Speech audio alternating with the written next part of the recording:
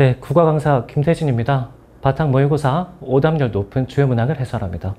여러분의 학습에 도움이 되길 바랍니다.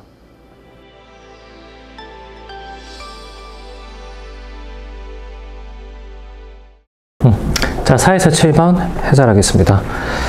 자, 촉각으로 구와 육면체를 구별하는 선천적 맹인이 눈에 뜬다면 그 직후 시각만으로 구와 육면체를 구별할 수 있을까? 17세기 몰리뉴가 제기한 이후 이 물음은 몰리뉴 문제로 불린다. 그러니까 이 문제라는 건 촉각 경험이 시각 경험으로 영향을 미칠 수 있느냐 이건데, 합리론엔 선천적 맹인이 촉각 경험으로 얻은 지식을 통해 끊어주고, 자 그럼 첫 번째 단계가 뭐냐면 여기서 이렇게 가는 거죠. 여기서 이렇게. 자, 그 다음에 입체 형상의 개념을 형성하여 끊어주면 그 다음 단계는 이렇게 가게 되는 거 맞습니까? 됐죠? 지금 뭐 하고 있는 거냐면 긴 문장에서 주어와 서술을 끊어가면서 단계 하나씩 정리하고 있는 겁니다. 자, 그리고 눈에 뜨자마자 이를 시각 경험에 적용함으로니까 이렇게 이어지게 되겠죠. 그럼 시각 경험이니까 얘네도 시각 지식에 영향을 줄 수 있겠지? 그러니까 합리론의 주장은 이런 거죠. 자, 반면 경험론은 특정 감각 밑줄. 여기서는 촉각이 되겠죠. 이 사례에서는. 자, 그 다음에 다른 감각 경험 밑줄. 얘는 시각이 되겠죠.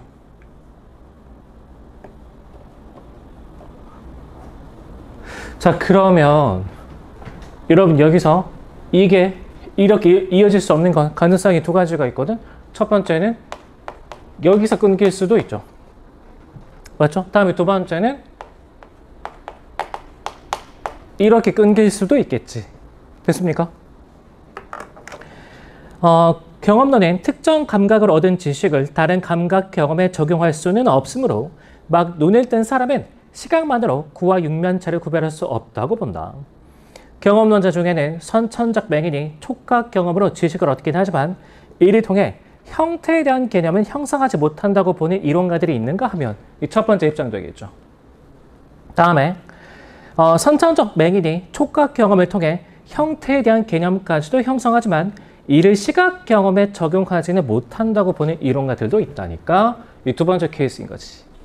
됐습니까? 그래서 이 문단의 독해는 이걸 잘 여러분이 처리할 수 있었느냐. 여러분, 길어서 문제죠? 그럼 해결 방안은 뭐죠? 그쵸. 잘라서 읽으면 되는 거지.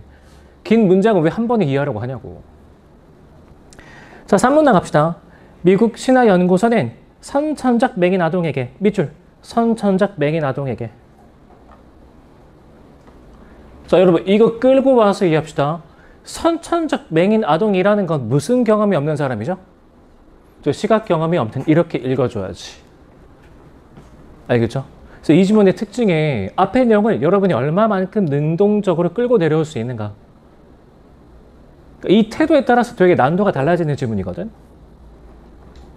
아무튼 시각 경험이 없는 아동에게 개안 수술을 해주는 프라카시 프로젝트를 시행하고 있다. 헬드는 이 아동들을 대상으로 몰리뉴 문제를 해명하는 실험을 진행했는데 그 결과 피험자들은 눈에 뜬 직후 시각만으로 구와 육면체를 구별하지 못했다. 자, 그러니까 이것만 갖고 있던 아동들이 이렇게 이어져서 구와 육면체를 구별하는데 실패했다는 얘기죠. 그러면 이 실험의 결과는 누굴 지지해주고 있는 거지? 합리론과 경험론 중에 경험론을 지지해준다고 봐야 되겠죠. 됐죠? 촉각 경험이 이렇게 이어지질 않았으니까. 물론 둘 중에 어느 단계에서 문제가 생겼는지는 알 수는 없습니다. 설명 안 해줬기 때문에. 자, 다음에 자, 여기는 시각 경험이 없으면 시각 지식도 없으며 촉각 경험을 통한 지식은 시각 경험에 적용되지 않으면 시사하는 결과로 해석되어 경험론을 뒷받침하는 유력한 사례로 여겨지게 되었다. 자, 그래서 합리론과 경험론의 이 대립은 누구의 승리로 끝이 났다? 경험론. 됐죠? 자, 그 다음 단락 가겠습니다. 자, 같은 길이의 두 직선의 각 직선 양 끝의 화살표 방향에 따라 길이가 달라 보이는 현상을 밀러라이어 착시라고 한다. 자, 다시 여러분 개념 정의 잘 파악하고 갑시다. 몰리뉴 문제의 개념 정의는 이게 여기에 영향을 미칠 수 있느냐, 그리고 뭘 구별하는 실험이었죠? 구악 육면체 맞죠? 자, 그 다음에 뮬러라이어 착시 현상은 뭐에 대한 현상인 거지? 직선의 길에 대한 착시 현상 맞습니까? 그렇죠? 수식어 꾸미 빠뜨리면 안 됩니다. 자, 기존의 시각 경험에 의한 지식을 배제하고 윌러라이어 형태와 같은 대상을 볼 때 시각작용으로만 이러한 착시 현상을 설명하는 이론을 상향 이론이라고 한다. 자, 그래서 갑자기 뜬금없이 상향 이론과 하향 이론이 주어지고 있거든. 얘는 개념 정의가 이렇대. 근데 여러분 앞에서 실컷 무슨 얘기했어? 합리론과 경험론. 근데 여기서 갑자기 얘가 튀어나오잖아. 근데 별말 없어. 여러분은 어떻게 읽어줘야 돼? 얘네 둘은 합리론, 경험론과 무슨 관계에 있는가? 특히 둘 중에 뭐? 경험론. 그렇죠? 능동적으로 그렇게 읽어줘야 돼. 그래야 독해가 쉬워집니다. 그러니까 쌤 글이 튕겨 앞문단 뒷문의 내용이 따로 놉니다. 이럴 게 아니라 여러분이 얼마만큼 의식적으로 앞문단에 정리된 내용을 잘 끌고 다니고 있는가. 알겠죠? 그러니까 변별 당하지 않으려면 여러분이 능동적으로 잘 챙겨줘야 된다고. 자, 읽어봅시다. 그래서 상향 이론은 기존의 시각 경험에 의한 지식을 배제하고 착시 현상을 설명하는 거죠. 자, 그 다음에 반면 직선의 길이감에 대한 지식과 같이 사물들의 형태를 보며 축적된 지식의 작용으로 이러한 현상을 설명하는 이론들을 하향 이론이라고 한다. 경험론은 시각 경험으로만 시각 지식이 형성되며 시각 지식이 새로운 시각 경험에 적용된다고 보던데, 자, 그러면 여기서 경험론은 둘 중에 여기 입장인 거죠. 맞나? 자, 계속 갑시다. 이러한 점에서 경험론은 기본적으로 하향 이론에 대응된다. 최근 두뇌 촬영을 통한 연구는 하향 이론을 지지해주고 있다. 자, 간디는 프라카시 프로젝트의 대상 아동들이 눈을 뜬 직후 윌러라이어 착시를 겪는지에 대한 실험을 진행했는데, 다시 밑줄 프라카시 프로젝트의 대상 아동들.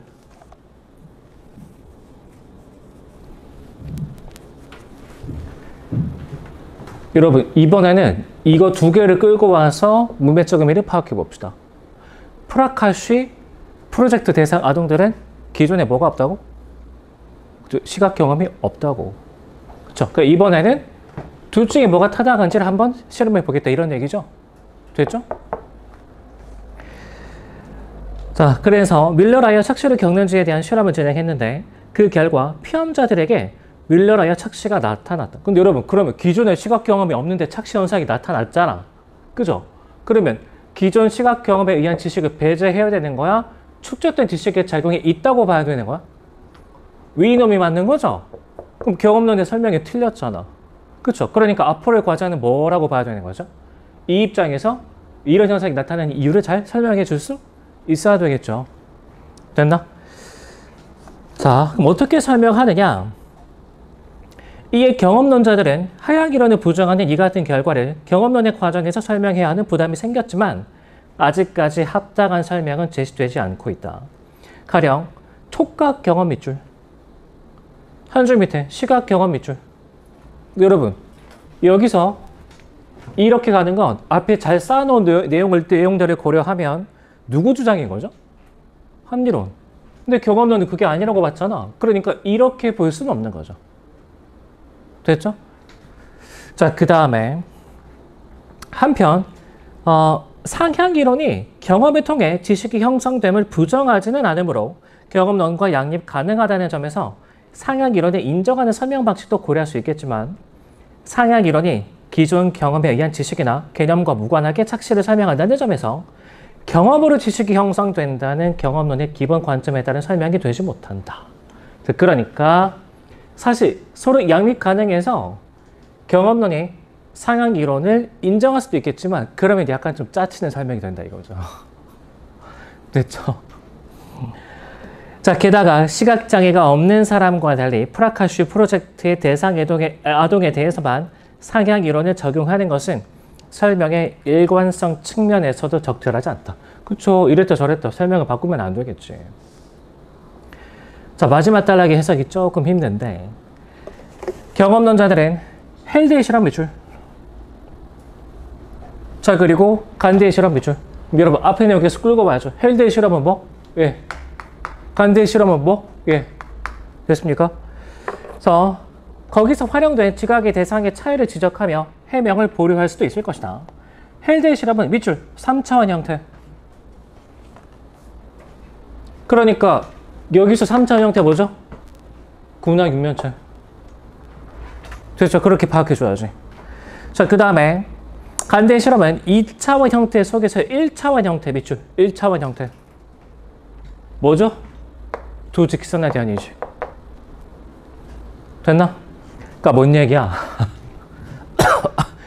이때는 하향이론이 맞는데 이때는 상향이론이 맞는 것 같다.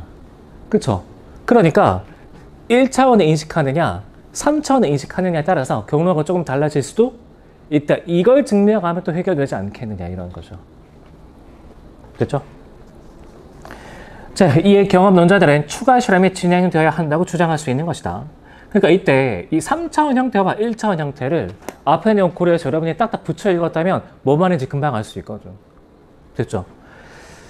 자, 물론 추가 실험의 결과가 경험론자들의 기대와 달리 나온다면 그들은 촉각 경험으로 형성된 지식과 시각 경험으로 형성된 지식 간의 호환을 인정해야 하는 상황에 직면하게 될 수도 있다. 그러니까 합리론한테 우위를 내줄 수도 있다. 이런 뜻이겠죠. 자, 선수 1번. 간대의 실험 결과는 하향 이론이 아니라 뭐? 상향 이론을 뒷받침하고 있죠. 1번 삭제. 다음에 2번. 대상이 형태를 보는 동안의 시각작용만으로 뮬러라이어 착수를 설명하는 이론은 상향 이론이죠. 맞죠? 자, 그리고 3번. 기존의 시각 경험에 의한 지식을 배제하고 윌러라이어 착수를 설명하는 이론, 상향 이론은 경험론과 양립할 수는 있지. 하지만 그렇게 되면 약간 좀 짜치는 설명이 되는 거죠. 맞죠? 자, 그 다음에 4번. 상향 이론은 기존의 시각 경험에 의한 지식을 배제하고 윌러라이어 착수를 설명하므로 합리론에 대응되지 않는다. 그쵸? 여기서 합리론은 이렇게 쭉 이어져 가는 건데 기존 이해를 배제해버린다니까? 합리론과 양립할 수 없죠. 4번 정답. 자, 그리고 5번. 최근 두뇌 촬영을 통한 연구는 축적된 기존 지식의 작용으로 윌러라이어 착수를 설명하는 이론의 모순을 드러내고 있다. 그쵸? 그게 경험론이 맞닥뜨린 이 문제점이었겠죠? 자, 선제 1번. 레더만의 실험에서 선천적 맹인이 촉각 경험을 할 때 두뇌의 시각 영역과 함께 개념적 인지 영역이 활성화되었다면 이니까 이게 되는 순간 얘하고 얘가 같이 일어날 수 있다. 맞죠? 그럼 합리론에 대응되는 말이겠네. 그래서 1번 지울 수 있겠고. 자, 그 다음에 2번. 선천적 맹인이 눈을 뜬 직후 3차원 입체를 시각으로 경험하는 동안의 두뇌 반응 촬영에서 촉각 경험의 두뇌 영역이 활성화되지 않고 시각 영역의 활성화만 두드러지게 관찰된다면 이는 그쵸? 경험론에 유리한 결과겠죠. 다음에 선제 4번 가겠습니다. 눈을 뜬 선천적 맹인 아동이 윌러라이어 착수를 경험하는 동안의 두뇌 촬영에서 기존 지식의 영향을 의미하는 활성화 양상이 확인되지 않는다. 그러면 기존 시각 경험에 의한 지식을 배제한 채 설명이 가능한 거니까 상향 이론이 타당해 주겠죠. 됐죠? 4번 삭제. 다음에 5번. 여러분, 윌러라이어 착수는 두 직선에 대한 현상인 거죠? 그쵸? 그러니까 선조 5번에서 뭐가 틀렸어? 그쵸? 입체 형상이 틀린 거죠. 입체 형상은 윌러라이어 착시가 아니라 무슨 문제야? 몰리니 문제.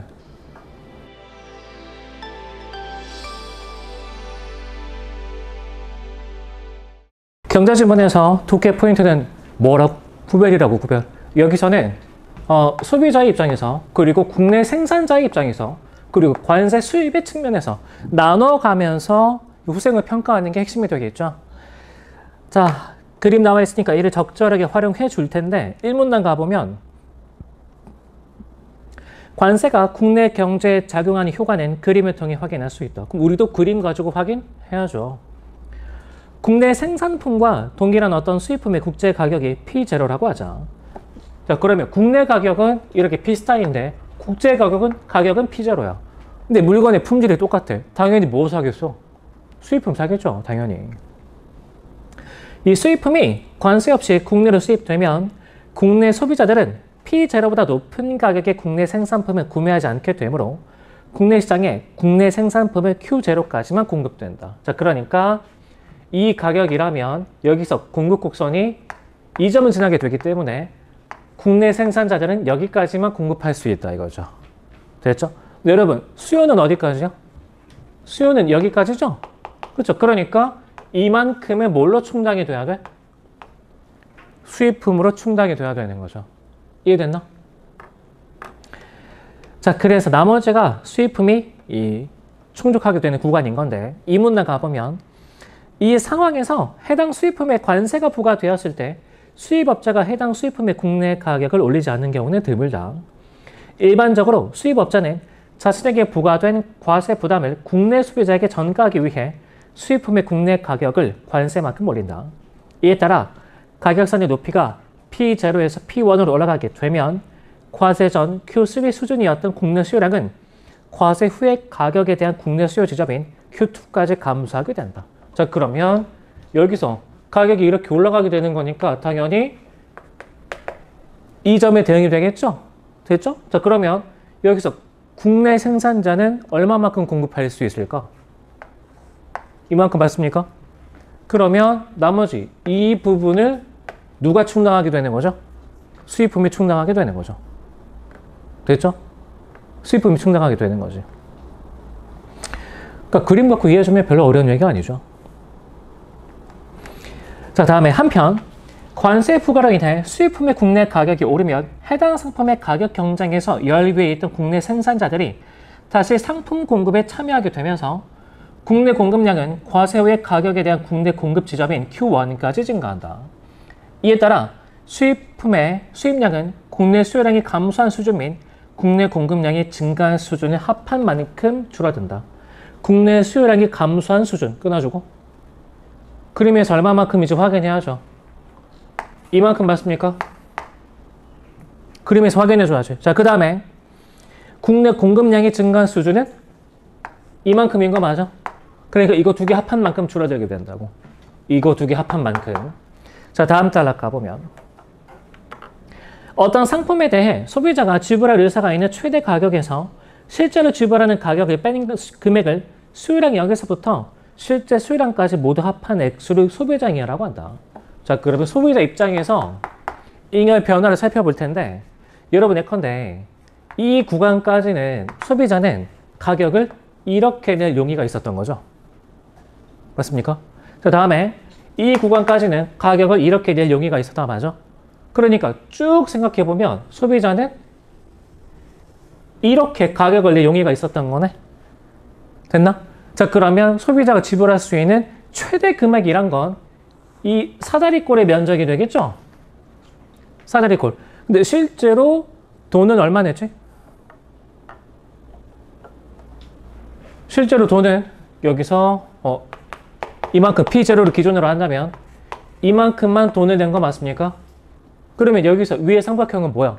원래 내 용의가 있었는데 안 내고 굳은 돈이죠. 그쵸? 그러니까 소비자한테 잉여로 남게 되는 거라고. 이걸로 소비자 잉여라고 합니다. 자, 그러면 관세 부과 전에 소비자 잉여는 크기가 얼마죠? 여기 큰 삼각형 맞나? 여기 큰 삼각형? 됐죠? 자, 그런데 관세를 부과하게 되면 여기 이만큼이 거래 금액 맞습니까?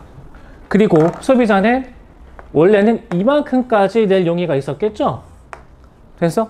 그럼 소비자 잉여는 어떻게 줄어들게 되는 거죠? 여기 큰 삼각형에서 여기 작은 삼각형으로 줄어들게 되겠죠. 됐지?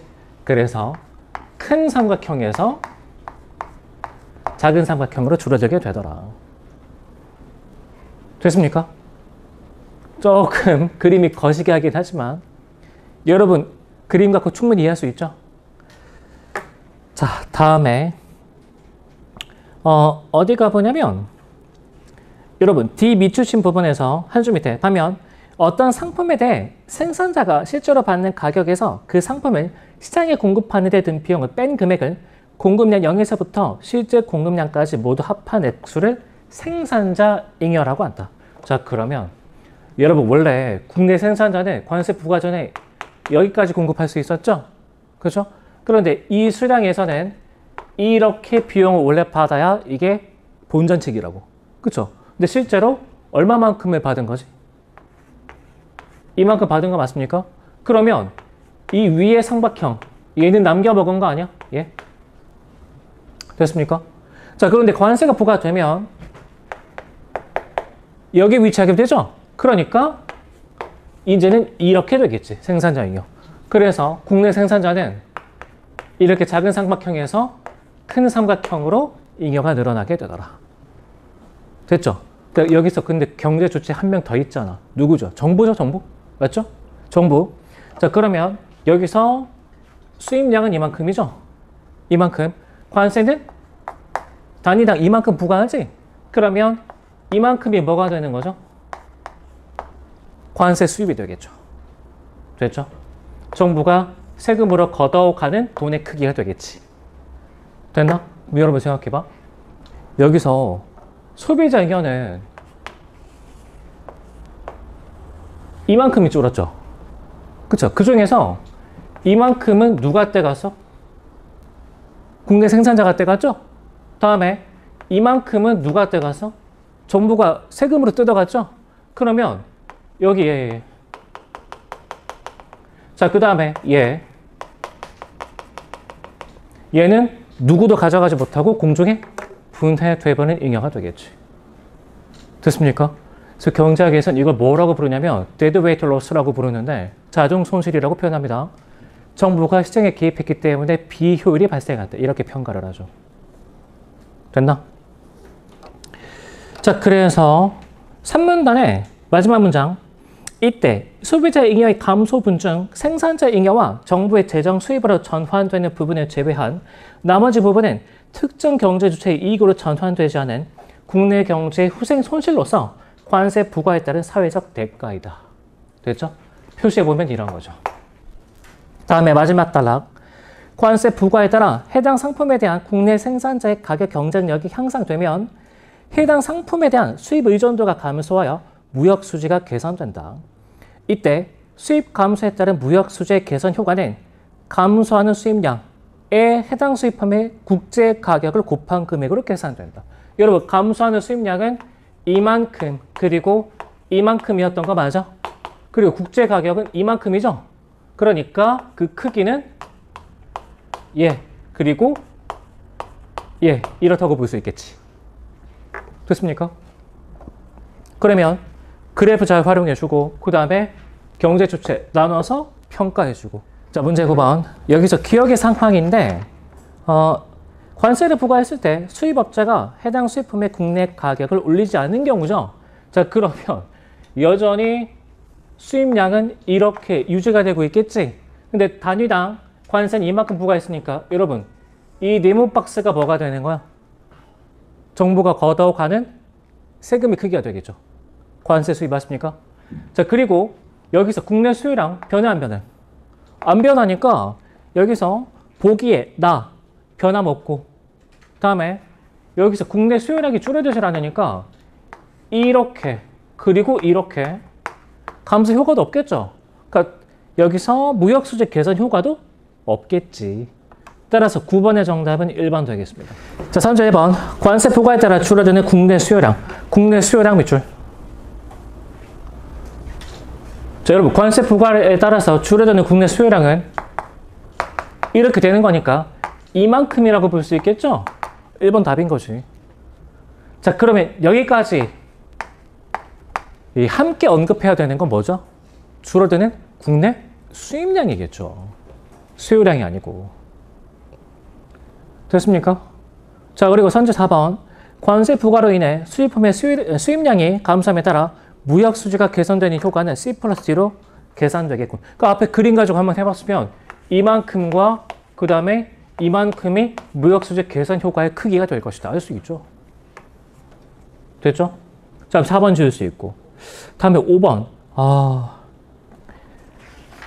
얘는 사실 뭐 때문에 나온 거냐면 이 문단이 끝문장이 있죠. 이 문단이 끝문장. 이 변화의 크기는 국내 수요 곡선과 국내 공급 곡선의 기울기에 따라 달라진다. 그러니까 5번 선지 그것 때문에 나온 건데 실제로 얼마만큼 이 커지고 작아지는지는 본문에서 설명을 좀 줬어야 되지 않나. 또는 적어도 비교되는 그림을 하나 그려줘야 되는 게 아닌가. 나는 이렇게 생각합니다. 알겠죠? 그래서 탐구심이 강한 학생이라면 한번 기울기 다르게 해서 그려보고 비교해보기 바랍니다.